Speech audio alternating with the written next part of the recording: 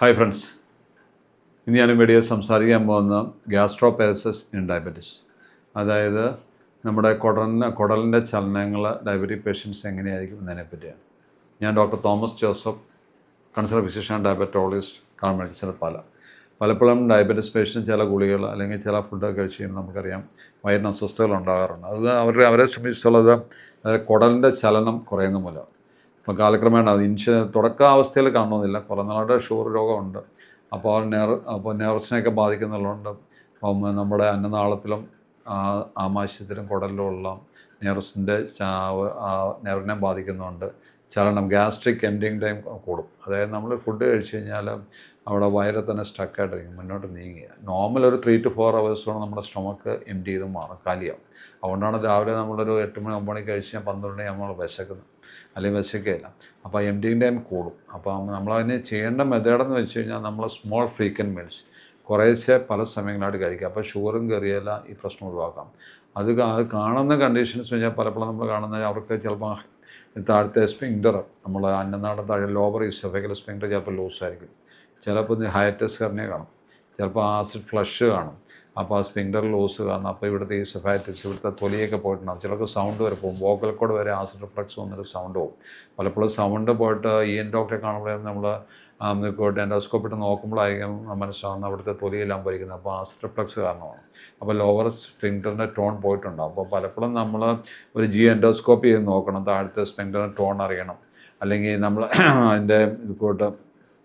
അതിൻ്റെ പ്രഷറൊക്കെ നോക്കുന്ന ഒരു സ്റ്റഡി ഉണ്ട്, അത് നോക്കണം. ഇല്ലെങ്കിൽ നമ്മൾ എംപ്റ്റിങ് ടൈം നോക്കണം, എന്തുമാത്രം സമയം കൊണ്ടാണ് ഫുഡ് പോകുന്നത്. പിന്നെ എൻഡോസ്കോപ്പി ഹയറ്റസ് ഹെർണിയ ഉണ്ടെന്നറിയാം, അവിടെ ഈസോഫേഗൽ തൊലി പോയിട്ടുണ്ടോ അറിയാം. ആസിഡ് റിഫ്ലക്സ് വന്നു കഴിഞ്ഞാൽ അവിടെ കുറേ ചേഞ്ചസ് ഉണ്ടാകും. നമ്മുടെ നാക്കെ തൊലി പോയെന്ന് പറഞ്ഞാൽ പലപ്പോഴും തൊലി ഉണ്ടാകും. അപ്പം ഈ കാര്യങ്ങളെല്ലാം ആസിഡ് റിഫ്ലക്സും ഹയറ്റസ് ഹെർണിയയും ലോവർ ഈസോഫേഗൽ പ്രശ്നങ്ങളെല്ലാം കൂടുതലായിട്ടും ഈ ഡയബറ്റിക് പേഷ്യൻസിൽ കാണാം. പിന്നെ അവർ ഒബീസാണ്, അതൊരു പ്രശ്നമാണ്. അപ്പം നമ്മൾ എക്സസൈസിന് കുറവ്, മൊബിലിറ്റിയും കുറഞ്ഞു കഴിഞ്ഞാൽ അതും വരാം. അപ്പം എല്ലാം മൊബിലിറ്റി കുറഞ്ഞ് കാലിനൊക്കെ പ്രശ്നം, കിടന്നുകൊണ്ടൊക്കെ ഭക്ഷണം കഴിക്കുന്നത് അവർക്ക് കൂടുതലായിട്ട് വരാം.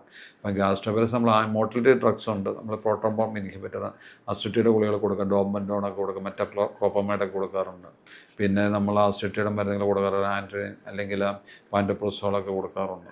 അപ്പോൾ അത് കുറയ്ക്കാൻ വേണ്ടി. പിന്നെയുള്ള നമ്മൾ പലപ്പോഴും നമ്മൾ അവരുടെ ഡയറ്റ് സ്പൈസ് കുറഞ്ഞ ഡയറ്റ്, അല്ലെങ്കിൽ നമ്മൾ സ്മോൾ ഫ്രീക്വൻറ്റ് മീൽസ് കുറേശ്ശെ കഴിക്കാൻ പറയും. അപ്പം പലപ്പോഴായിട്ട് കുറേശ്ശെ കഴിക്കുമ്പം നമ്മൾ ആവശ്യത്തിന് വെള്ളം കുടിക്കുമ്പോഴത്തേന് അതിനൊരു മൂവ്മെൻറ്റ് ഉണ്ടാവും. പലപ്പോഴും നമ്മൾ വെള്ളം കുടി കുറയുന്നു, കഴിക്കുമ്പോൾ കൂടുതലായിട്ട് കഴിക്കുന്നു, നമ്മൾ സെഡൻറ്ററി ജോബാണ്, ആക്ടിവിറ്റി ഇല്ല, ഇങ്ങനെയൊക്കെ വരുമ്പോഴത്തേനും നമുക്ക് ഈ ഗ്യാസ്ട്രോപാരസിൻ്റെ കാര്യമായിട്ട് നമുക്ക് പ്രശ്നങ്ങൾ ഉണ്ടാക്കാം.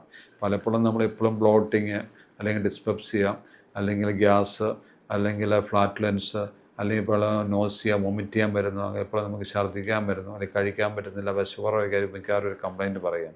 അതുകൊണ്ട് ഈ കാര്യങ്ങൾ നമ്മൾ ഡയബറ്റിസ്, ഇപ്പോൾ ഏറ്റവും പ്രധാനം ഷുഗർ കൺട്രോളാണ്. അപ്പോൾ ഡയബറ്റിസ് കൺട്രോൾ ചെയ്യണം. ഡയബറ്റിസ് കൺട്രോൾ ചെയ്തെല്ലാം മാറാൻ പാടാണ്.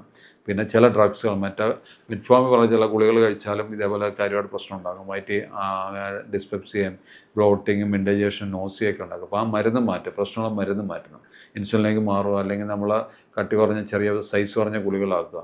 പിന്നെ പെയിൻ ഗുളികളൊക്കെ കഴിച്ചാലും വരാം. നമ്മൾ ഒത്തിരി ആൻറ്റിബയോട്ടിക്കുകൾ പെയിൻ ഗുളിക കഴിച്ചാലും വയറ് അപ്സെറ്റ് ആകാം, വയറ്റിലെ തൊലി പോകാം, ഗ്യാസ്ട്രൈറ്റിസ് ഒക്കെ വരാം. അപ്പോൾ അതെല്ലാം കണ്ടുകൊണ്ട് ഡയബറ്റിക് പേഷ്യൻ്റ് മരുന്ന് കൊടുക്കുമ്പോഴും അവർ കഴിക്കുന്ന മരുന്നുകൾ ചിലപ്പോൾ പലപ്പോഴും നമ്മൾ ഡയബറ്റിസ് പേഷ്യൻ്റ് നമ്മൾ പറയും മരുന്ന് ഭക്ഷണത്തിന് മുമ്പ് കഴിക്കാൻ പറയും. അത് കഴിക്കണമെന്നില്ല. നമ്മൾ ബ്രേക്ക്ഫാസ്റ്റ് എടുത്ത് വെച്ചു, നമ്മൾ ഗുളിക എടുത്ത് വെച്ചു, വെള്ളം എടുത്ത് വെക്കും. അപ്പോൾ ബ്രേക്ക്ഫാസ്റ്റ് കഴിക്കുന്നു, ഗുളിക കഴിക്കുന്നു, വെള്ളം കുടിക്കുന്നു, ആ ഒരു ഓർഡറിൽ അങ്ങ് പോവാം.